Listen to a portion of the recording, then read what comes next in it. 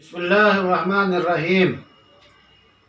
جن لوگوں کے بارے میں گاندھی جی نے شہادت دی تھی اور ملک کو پیغام دیا تھا کہ ان کے طرز حکمرانی کو اپنا کر صحیح حکومت کی جا سکتی ہے، وہ سیدنا ابو بکر ہیں، سیدنا عمر ہیں۔ اسی ملک کے ایک باشندے نے حد یہ کر دی کہ ان لوگوں پر یہ الزام لگایا کہ انہوں نے 26 آیتوں کا قرآن کریم میں اضافہ کر دیا ہے تاکہ جنگ و جدال، قتل و قتال کے ذریعہ اسلام کا غلبہ ہو سکے۔ یہ قابل حیرت ہے۔ وسیم رضوی نے یہ دعویٰ کیا اور عدالت میں رٹ داخل کی کہ ان 26 آیتوں کو حذف کیا جائے۔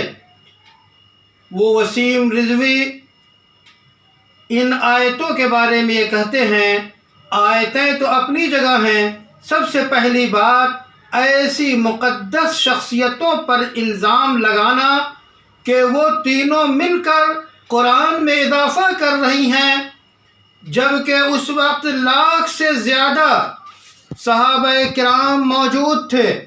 ایسا کیا ہو سکتا ہے کہ قرآن کے اندر 3 آدمی کوئی حذف و اضافہ کریں اور لاکھوں مسلمان اس کو برداشت کر لیں؟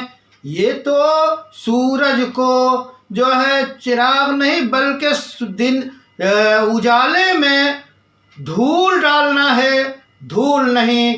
انہوں نے تو وہ کام کیا ہے کہ یہ غلاظت سے اس کو تعبیر کریں۔ وہ وسیم رضوی جن کو شیعہ مذہب کے لوگوں نے دائرے مذہب سے خارج کر دیا ہے، پھر بھی ہم انہیں دعوت دیتے ہیں کہ وہ توبہ کریں، تلہ کریں، پیدا کرنے والے کو مانیں اور جس کتاب کا ایک ایک حرف سچا ہے، پکا ہے، ناقابل تحریف ہے، اس پر ایمان لائیں اور اس کو سچ مانیں۔ دنیا گواہ ہے۔ مقدس شخصیات کی شان میں گستاخی کرنا عظیم گستاخی ہے۔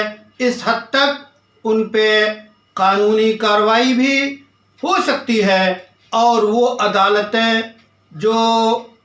جہاں انہوں نے ریٹ داخل کی ہے، وہ اس کے فاضل جج اور بینچ زیادہ سمجھدار ہے۔